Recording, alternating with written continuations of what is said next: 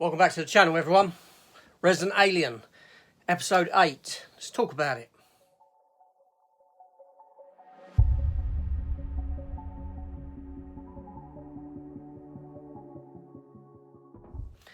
Okay, so episode 8 of Resident Alien Season 2 has just aired. This episode is called Alien Dinner Party. Now, this is the mid-season finale, so this is the last of Resident Alien until the summer, unfortunately. Now, this episode, it's all set within and around Harry's cabin. As we remember at the end of the last episode, Harry came home with the egg.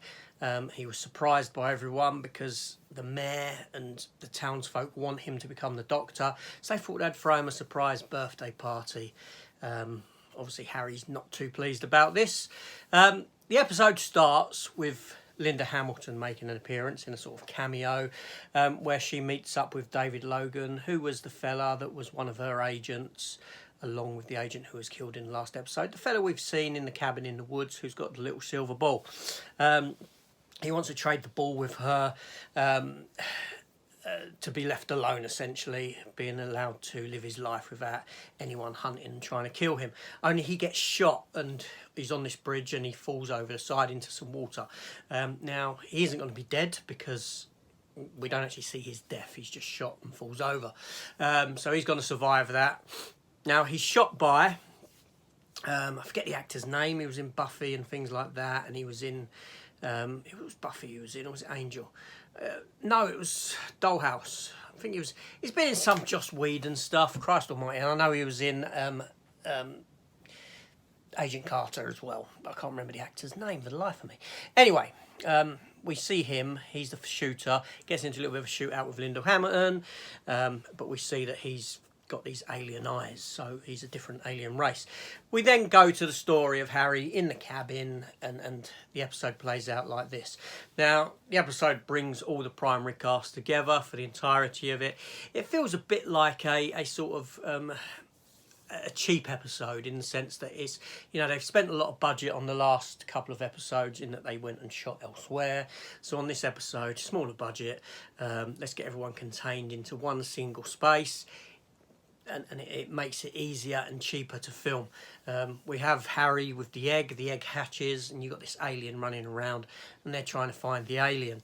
As this is all going on, you've got all the characters, you know, their stories are continuing. So really, whether you're interested in these characters or not is really dependent on whether you like this episode or not, because everyone's there, but you know, do their storylines really interest you? Every single storyline in these characters.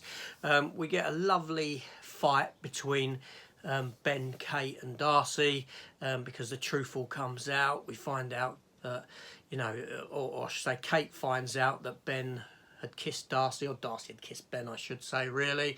And it leads to this sort of, not so much an argument, but a thing between the three of them, and the mayor keeps he keeps digging himself deeper into this grave. It's a fantastic scene, fantastically written scene, fantastically shot scene, and the punchline goes to Harry when we find out that Kate tells Ben that she is pregnant. That comes to light, and after this big argument, Harry's there with his little party popper going, congratulations.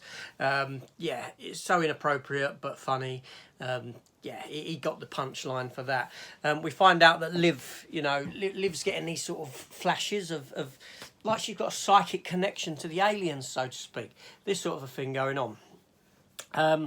Yeah, so, you know, a lot of stuff going on in the episode with characters and that. So like I said, some of it might bore you, some of it might not in that sense. I did find it to be a rather boring episode that didn't really progress the story too much, but did, because there were elements of it with the baby hatching, and obviously the finale of the episode, very end of the episode, where Harry, the baby attaches itself to Harry, and we get this flash from Goliath, sort of communicating with Harry, telling him that there is actually another species of alien on Earth that are there now. Yeah, and this is going to obviously lead to some fantastic stuff. This is obviously the geezer at the beginning who shot David Logan.